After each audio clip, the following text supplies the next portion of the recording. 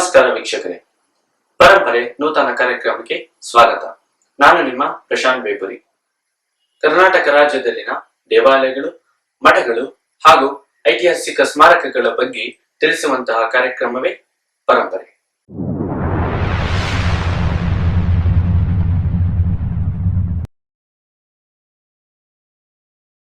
ಬೆಂಗಳೂರಿನಂತಹ ಮಹಾನಗರದಲ್ಲಿ ಸಾಕಷ್ಟು ಐಟಿ ಕಂಪನಿಗಳು, ಮಾಲ್ಗಳು ಹಾಗೂ ಗಗನಚುಂಬಿ ಕಟ್ಟಡಗಳನ್ನು ನಾವು ನೋಡಬಹುದು.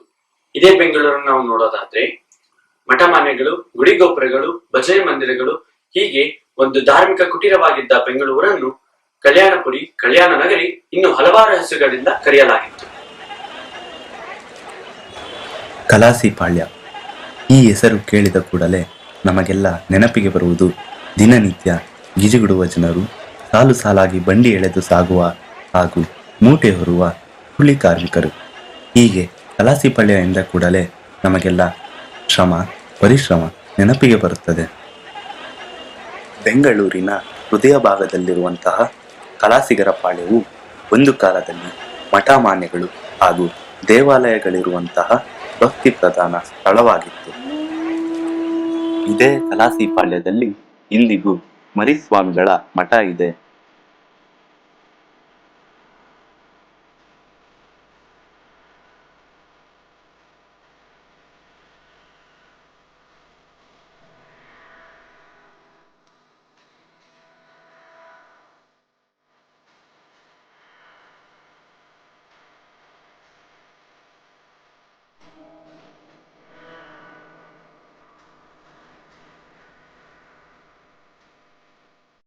ಹಾಗಾದ್ರೆ ಇಂದಿಗೂ ಕಲಾಸಿಪಾಳ್ಯದಲ್ಲಿ ಆ ಮಠಮಾನ್ಯಗಳು ಜೀವಂತವಾಗಿದೆಯಾ? ಬಳ್ಳಾರಿ ಜಿಲ್ಲೆಯಿಂದ ಬೆಂದಕಾಳೂರಿಗೆ ಬಂದು ನೆಲೆಸಿದಂತಹ ಆ ಶಿವಶರಣರು ಯಾರು? ಅವರ ಮಠ ಕಲಾಸಿಪಾಳ್ಯದಲ್ಲೇ ಇದೆಯಾ? ಮರಿಸ್ವಾಮಿಗಳು ಮೂಲತಃ ಬಳ್ಳಾರಿ ಜಿಲ್ಲೆಯವರು ಎಂದು ತಿಳಿದು ಬರುತ್ತದೆ. ಕ್ರಿಸ್ತ ಶಕ 18ನೇ ಶತಮಾನದಲ್ಲಿ ಇವರು ಬೆಂಗಳೂರಿಗೆ ಬಂದು ನೆಲೆಸಿದ್ದರು. ಇವರು ಶಿವಶರಣರಾಗಿದ್ದು ಬಳ್ಳಾರಿಯಿಂದ ಲೋಕ ಸಂಚಾರಕರಾಗಿ ಮೈಸೂರಿಗೆ ಬಂದು ಮಹಾರಾಜರನ್ನು ಭೇಟಿ ಮಾಡಿದ್ರು.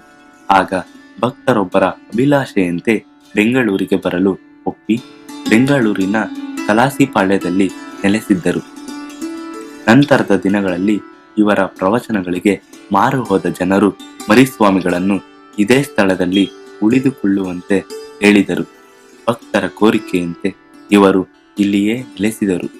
ನಂತರದ ದಿನಗಳಲ್ಲಿ ಮೈಸೂರಿನ ಮಹಾರಾಜ ಮುಮ್ಮಡಿ ಕೃಷ್ಣರಾಜ ಒಡೆಯರು ಬೆಂಗಳೂರಿಗೆ ಭೇಟಿ ನೀಡಿ ಮಠಮಾನ್ಯಗಳಿಗೆ ದಾನದತ್ತಿ ನೀಡಿದ್ದರು. ಬೆಂಗಳೂರಿಗೆ ಭೇಟಿ ನೀಡಿದಾಗಲೆಲ್ಲವೂ ಮೈಸೂರಿನ ಮಹಾರಾಜರು ಮಠಕ್ಕೆ ಭೇಟಿ ನೀಡಿ ಮರಿಸ್ವಾಮಿಗಳಿಗೆ ಸಕಲ ಗೌರವಗಳನ್ನು ನೀಡಿ ಸತ್ಕರಿಸುತ್ತಿದ್ದರು. ಒಮ್ಮೆ ಮಹಾರಾಜರು ಮಠಕ್ಕೆ ಏನು ಅವಶ್ಯಕತೆ ಇದೆ ಎಂದು ಕೇಳಿದಾಗ ಮರಿಸ್ವಾಮಿಗಳು ಜನರಿಗೆ ಪೂಜಾ ಸಮಯಕ್ಕೆ ಸರಿಯಾಗಿ ಬರುವಂತೆ ಸಹಾಯಕವಾಗುವಂತೆ ಒಂದು ನಗಾರಿಯನ್ನು ಕೇಳಿದರು. ಆಗ ಮಹಾರಾಜರು ನಗಾರಿ ಕೊಡುಗೆಯಾಗಿ ನೀಡಿದರು. ಮಠದ ಭೋಜನಾ ವ್ಯವಸ್ಥೆಗೆ 2 ಮಹಾ ಕೊಳಗಗಳಿದ್ದು ಅದಕ್ಕೆ ರಾಮ ಮತ್ತು ಲಕ್ಷ್ಮಣ ಎಂದು ಹೆಸರಿದ್ದವು ಎಂದು ಹೇಳಲಾಗುವುದು. ಮಠಕ್ಕೆ ಪ್ರವಚನ ಕೇಳಲು ಬರುತ್ತಿದ್ದ ಭಕ್ತಾದಿಗಳಿಗೆ ದಿನನಿತ್ಯ ಭೋಜನ ವ್ಯವಸ್ಥೆ ಇತ್ತು. ಕೇವಲ ಮರಿಸ್ವಾಮಿ ಮಠದಲ್ಲಿ ಮಾತ್ರವಲ್ಲ, ಅಂದಿನ ಕಾಲಕ್ಕೆ ಬೆಂಗಳೂರಿನಲ್ಲಿ ಕೆಲವು ದೇವಾಲಯಗಳಲ್ಲಿಯೂ ಭೋಜನ ವ್ಯವಸ್ಥೆ ಇತ್ತು. ಭಜನೆ ಮಂದಿರಗಳಲ್ಲಿ ಸಂಜೆ ಪೂಜೆ ಮತ್ತು ಭಜನೆಯ ನಂತರ ಪ್ರಸಾದ ವಿನಿಯೋಗ ಮಾಡುತ್ತಿದ್ದರಂತೆ.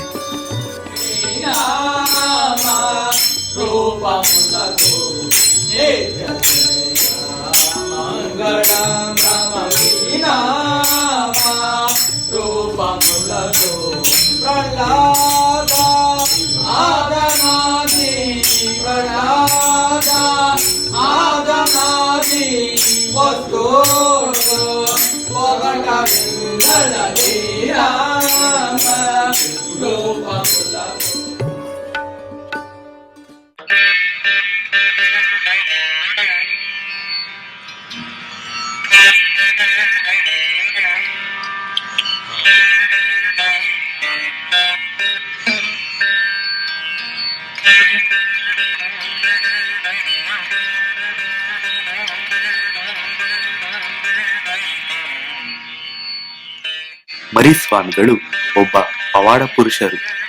ಏಕಕಾಲಕ್ಕೆ 3 ಕಡೆಗಳಲ್ಲಿ ತಮ್ಮ ದಿವ್ಯ ದರ್ಶನವನ್ನು ನೀಡುತ್ತಿದ್ದರಂತೆ. ಇವರ ಮೂಲ ಮಠ ಬಳ್ಳಾರಿಯಲ್ಲಿದೆ. ಚಿತ್ರದುರ್ಗದ ಮೊಳಕಾಲ್ಮೂರಿನ ಬ್ರಹ್ಮಸಾಗರದಲ್ಲಿ ಮತ್ತು ಬೆಂಗಳೂರಿನಲ್ಲಿರುವುದು ಇವರ ತೋರುಗದ್ದುಗೆಯಾಗಿದೆ.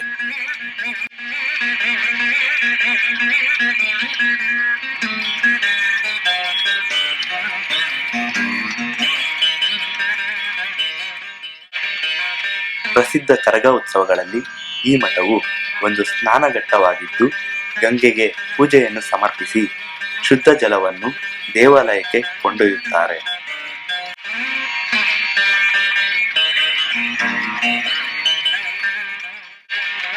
ಮರಿಗುರುಸ್ವಾಮಿಗಳು ತಮ್ಮ ಸಂಚಾರಕ್ಕಾಗಿ ಒಂದು ಕುದುರೆಯನ್ನು ಸಾಕಿದ್ದರು. ಅವರಿಗೆ ಆ ಕುದುರೆಯ ಮೇಲೆ ಅಪಾರವಾದ ಪ್ರೀತಿ ಇತ್ತು. ಎಷ್ಟು ಪ್ರೀತಿ ಎಂದರೆ, ಆ ಕುದುರೆ ನಿಧನ ಹೊಂದಿದ ನಂತರ ಅದಕ್ಕೂ ಒಂದು ಸಮಾಧಿಯನ್ನು ಕಟ್ಟಿಸಿ ಅದರ ಮೇಲೆ ಒಂದು ಲಿಂಗವನ್ನು ಪ್ರತಿಷ್ಠಾಪಿಸಿದ್ದಾರೆ.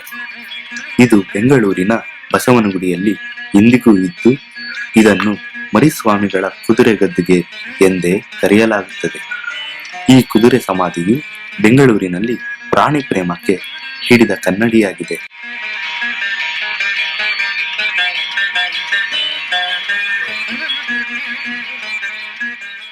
ನೋಡಿದ್ರಲ್ಲ ವೀಕ್ಷಕರೇ, ಮರಿಸ್ವಾಮಿಗಳಿಗೆ ಪ್ರಾಣಿಗಳ ಮೇಲೆ ಅಪಾರವಾದ ಪ್ರೀತಿ ಇತ್ತು. ಇನ್ನು ಇಂತಹ ಶಿವಶರಣರು ಬಾಳಿದಂತ ಸ್ಥಳವನ್ನು ನಾವು ನೋಡಲೇಬೇಕಲ್ವಾ? ಹಾಗಿದ್ರೆ ಆ ಮಠದ ಪ್ರತ್ಯಕ್ಷ ಚಿತ್ರಣವನ್ನು ನಾವೀಗ ನೋಡೋಣ, ಬನ್ನಿ.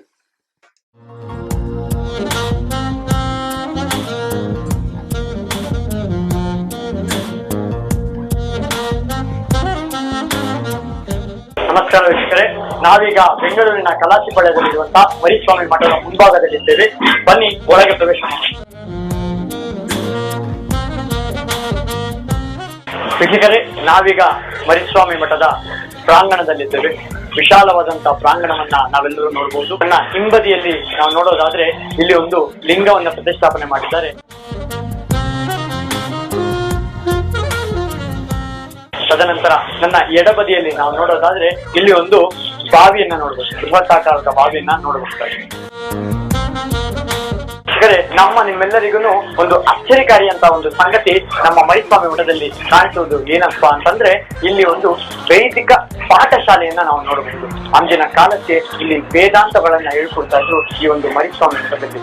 ಆ ಒಂದು ವೇದಾಂತಗಳನ್ನ ಹೇಳ್ಕೊಡ್ತಾ ಇದ್ರು ಅನ್ನೋದಕ್ಕೆ ನಮ್ಗೆ ಏನಪ್ಪಾ ಇವತ್ತಿಗೂ ಸಹ ಒಂದು ಕುರುಹು ಸಿಗುತ್ತೆ ಅಂತಂದ್ರೆ, ಇಲ್ಲಿ ಇರ್ತಕ್ಕಂಥ ನಾಮಫಲಕ ಅಂದ್ರೆ ಅದರ ನೇಮ್ ಬೋರ್ಡ್ ಅನ್ನ ಇವತ್ತಿಗೂ ನಾವು ಇಲ್ಲಿ ನೋಡಬಹುದಾಗಿದೆ.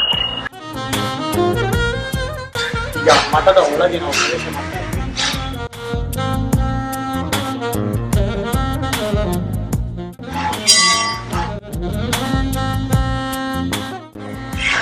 ಬಹಳ ವಿಶಾಲವಾದಂತಹ ಜಾಗ, ಬಹಳ ನಿಶಬ್ದತೆಯಿಂದ ಕೂಡಿದಂತಹ ಜಾಗ. ನಾವು ಇಲ್ಲಿರ್ತಕ್ಕಂಥದ್ದು ಇದು ಮರಿಸ್ವಾಮಿಗಳ ಗದ್ದುಗೆಯಾಗಿದೆ. ಹಾಗೆ ನಾವು ಮುಂದೆ ಹೋಗೋದಾದ್ರೆ ಇಲ್ಲಿ ನಾವು ನೋಡ್ತಾ ಇದ್ದೀವಿ, ಈ ಸ್ಥಳ ಮರಿಸ್ವಾಮಿಗಳು ಇಲ್ಲಿ ಕೂತು ತಮ್ಮ ದಿನನಿತ್ಯದ ಪೂಜಾ ಕೈಂಕರ್ಯಗಳನ್ನ ನಡೆಸ್ತಾ ಇದ್ರು. ತದನಂತರ ನಾವಿಲ್ಲಿ ನೋಡೋದಾದ್ರೆ ಇದು ಶ್ರೀ ಮರಿಗುರು ಸ್ವಾಮಿಗಳ ಒಂದು ಭಾವಚಿತ್ರವಾಗಿದೆ.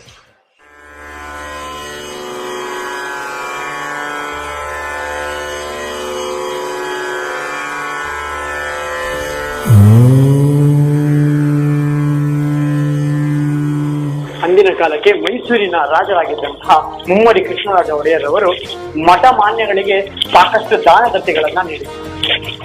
ದಾನದತ್ತಿಗಳನ್ನ ನೀಡಿದ್ದಂತಹ ಮಠಗಳಲ್ಲಿ ಬೆಂಗಳೂರಿನ ಈ ಮರಿಸ್ವಾಮಿ ಮಠ ಕೂಡ ಒಂದಾಗಿತ್ತು. ಇವಿಷ್ಟು ಮರಿಸ್ವಾಮಿ ಮಠ ಚಿತ್ರಣವಾದರೆ, ನಮ್ಮ ಮುಂದಿನ ಪಯಣ ಮರಿಸ್ವಾಮಿಗಳ ಕುದುರೆ ಸಮಾಧಿ. ಬೆಂಗಳೂರಿನ ಬಸವನಗುಡಿಯ ನಾರ್ತ್ ರಸ್ತೆಯಲ್ಲಿರುವಂತಹ ಮರಿಸ್ವಾಮಿಗಳ ಕುದುರೆ ಸಮಾಧಿಯನ್ನ ನೋಡೋಣ, ಬನ್ನಿ.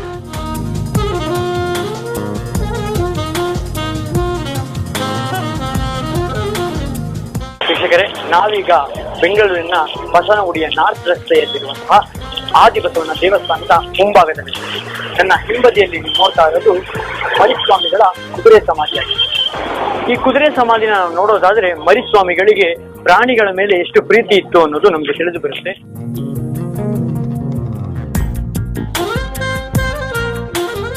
ವೀಕ್ಷಕರೇ, ಇಂದಿನ ಸಂಚಿಕೆಯಲ್ಲಿ ಮರಿಸ್ವಾಮಿಗಳ ಬಗ್ಗೆ ನಮಗೆ ತಿಳಿದ ಮಾಹಿತಿಯನ್ನು ನಿಮಗೆ ನೀಡಿದ್ದೇವೆ. ಮುಂದಿನ ಸಂಚಿಕೆಯಲ್ಲಿ ಮತ್ತಷ್ಟು ಮಗದಷ್ಟು ಮಾಹಿತಿಯೊಂದಿಗೆ ನಿಮ್ಮ ಮುಂದೆ ಬರ್ತೀವಿ. ಅಲ್ಲಿಯವರೆಗೂ ವಂದನೆಗಳು.